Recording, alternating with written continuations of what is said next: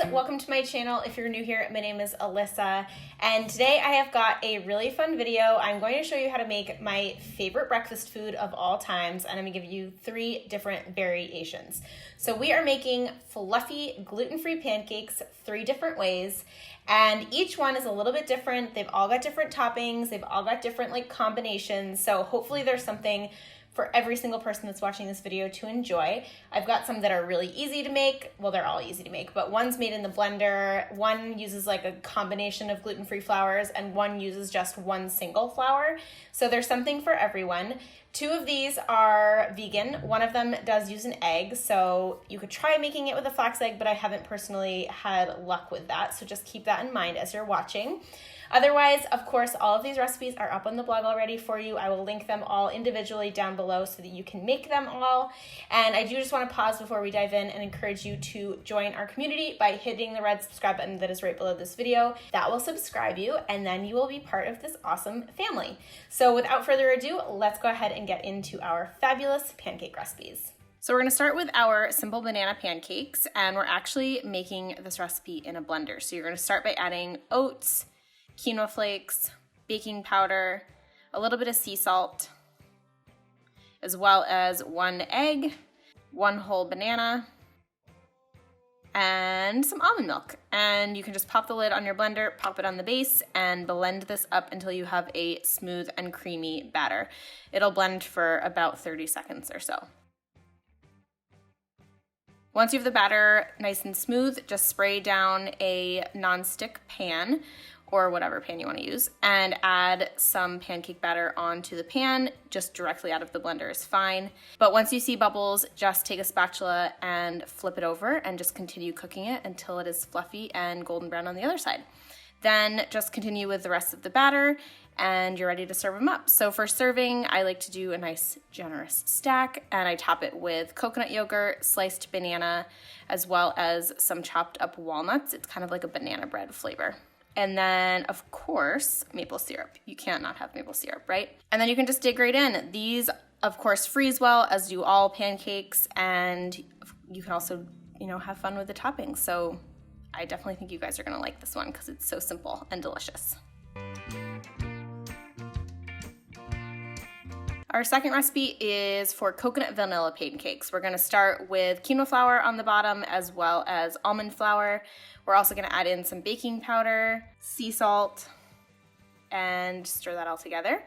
And then you can just add your liquid ingredients directly into the bowl. So it is coconut milk in the can, either full fat or light, depending on whichever one you'd like to use, a flax egg, some maple syrup for sweetness, almond oil or another melted oil, and vanilla extract, and stir that together until you have a smooth batter. And then to finish it off, we're gonna just stir in some shredded coconut. It gives it really nice texture and a little bit of extra coconutty flavor. Once you have that combined into the batter, we're gonna cook it just like we did the last one. Spoon some batter onto your pan, spread it out evenly with a spoon.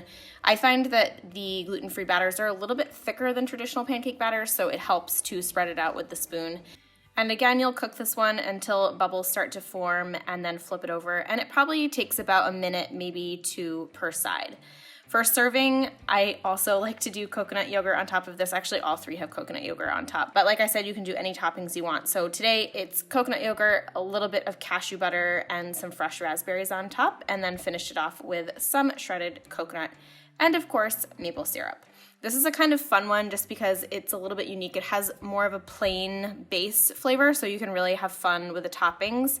But the shredded coconut on top and in the batter gives it that little tropical twist and also a really nice texture. So these ones also freeze well, and they're great for meal prep. They're great for breakfast. They're great for brunch. They're great for a snack. You really can't go wrong. Our last one is my quinoa flour pancake recipe, and we're gonna start with the liquid ingredients. So we have almond milk, and we're gonna add in some apple cider vinegar. Stir that together, and that will give you a buttermilk consistency. That's how you make vegan buttermilk. And once you have it combined, you can add in the rest of the liquid ingredients, which are 2 flax eggs, some maple syrup, some olive oil or any oil you want, and then just stir that together until it's combined. You can actually also add vanilla extract if you want. That's really good in this recipe too. Once it's combined, set this aside and we'll move on to our dry ingredients, which is a base of toasted quinoa flour. If you don't know how to toast quinoa flour, I will link my tutorial down in the description box for you, so check that out. And then we're also gonna add in some baking powder, and that's it for the dry ingredients. So stir this together. You could do a pinch of salt if you wanted to, but I don't find it necessary with this recipe. And once it's stirred together, pour in your liquid ingredients, stir it all together again until you have your smooth pancake batter. For cooking, just like the other two recipes, we're gonna cook this in a skillet on medium-low heat. Just spoon it on and kind of use your spoon to spread it out evenly. Wait for those little bubbles to form. That's how you know it's gonna be cooking up nice and evenly. Once there are bubbles on top, you can flip it over. Again, it's about a minute, maybe 2 per side, and cook it until it's done on the other side.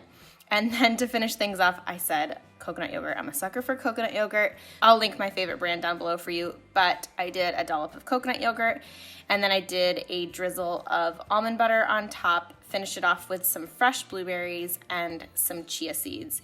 And of course, maple syrup. You guys know I'm a sucker for pure maple syrup, especially if it's made in Vermont.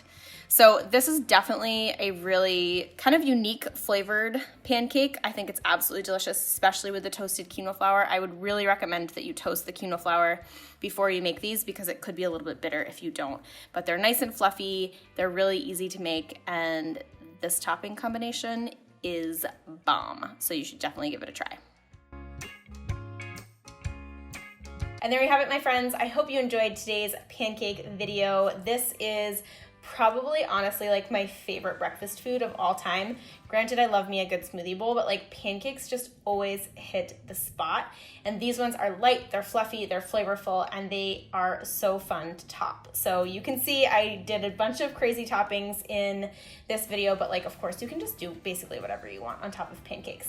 As always, all of them are linked in the description box below for you, so find those recipes up on the blog. If you do end up making any of these, I would love to see photos. I think pancakes are just like the funnest thing to take photos of because they're just like stacks and they're just so fun. Okay, so if you do want to share a photo, make sure to tag me on Instagram by tagging @SimplyQuinoa or using #SimplyQuinoa.